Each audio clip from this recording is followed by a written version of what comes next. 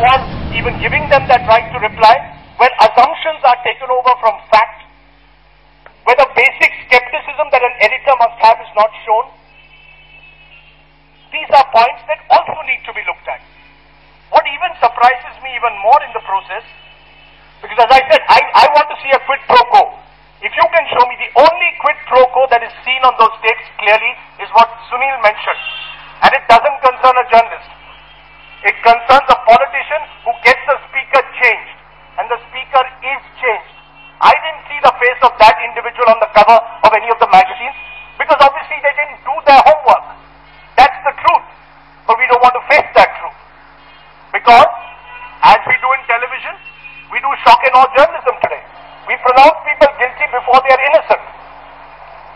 Or we say they are guilty and then look for ways to find out if we can prove or nail them. That's bad journalism. The same rules that are so obvious should have been obvious when we were doing this story. What surprises me, I can understand the self-righteousness of netizens. They don't know how journalism is practiced. What surprises me is some of the self-righteous outrage among my own community, particularly the editors, many of whose track record we all very well know. For them to come on television and on print and make these statements about how concerned they are when we know that the rot has started over the last 20 years is equally surprising. There are two clear things that come out of these tapes.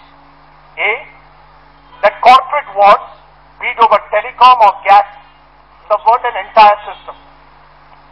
They subvert politicians, they subvert bureaucrats, and possibly, and I use the word possibly because I still want to see the quid pro quo, they subvert journalists.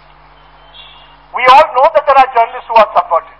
We all know that editors have been carried away by their power and the wealth and the grandeur that comes in and fix or want to be power brokers.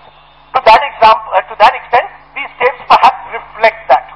And that might have been a better way to approach the story rather than nail individuals and suggest they were part of a conspiracy, which I find prima facie libelous and defamation. Let me just say that there are two things, as I said, that come out of the tapes. A, corporate India, be it in gas or telecom, waging their wars and subverting the system. That's A, and it comes through right through.